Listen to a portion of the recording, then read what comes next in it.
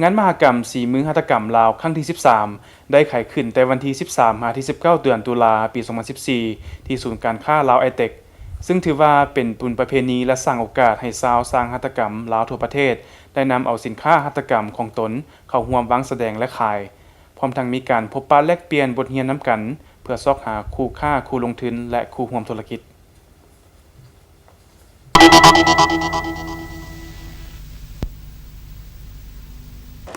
ขอเสียงตบมือดังๆให้กับพิธีเปิดงานมหกรรมสีมือหัตถกรรมลาวปี 2014 ได้ไขขึ้นอย่างเป็นทางการงานมหกรรมสีมือหัตถกรรมลาวครั้งที่13ได้รับเกียรติเข้าร่วมพิธีเปิดงานของท่านท่องสิงห์ธรรมวงศ์นายกรัฐมนตรีพร้อมด้วยแขกถูกเชิญจำนวนหลวงหลาย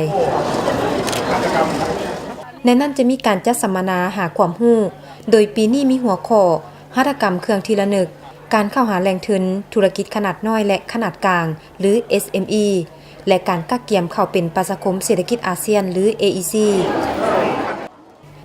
มีการประกวดแข่งขันผลิตภัณฑ์ดีเด่นโดยบ่จำกัดจำนวนเยาวชนลาวอายุ15 ปีขึ้นไปสามารถร่วมส่งสิ่งประดิษฐ์ใหม่ๆของตนร่วมประกวดได้โดยเฉพาะแม่นเครื่องทีละนึกลาวให้มีหลากหลายสวยงามเพื่อต้อนรับวันสำคัญที่จะมาถึงในปี 2015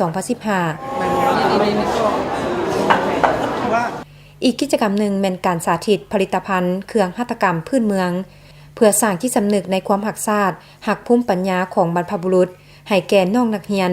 เฮ็ดให้เขาเจ้าได้ฮู้ได้เห็นสีมือการผลิตเครื่องหัตถกรรมของปู่ย่าตายายพร้อมนี้ยังจะได้จัดงานเดินแบบเสื้อผ้าอาภรณ์ลาวเพื่อเป็นการอนุรักษ์วัฒนธรรมอันดีงามของชาติโดยเฉพาะแม่นสุดนุ่งห่มพื้นเมืองแบบลาวการนุ่งสินเบียงแพของแม่หญิงลาวที่เพิ่มความเป็นเสน่ห์ให้แก่เมืองลาว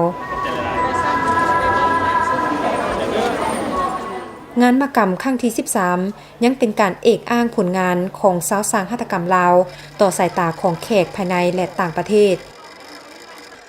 แต่ว่าชาวสร้างหัตถกรรมลาวยังมีความจำกัดหลายด้านที่จะต้องเรียนรู้ตื่มอีกเพื่อพัฒนาฝีมือของตนให้ได้มาตรฐานแห่งชาติและภาคพื้น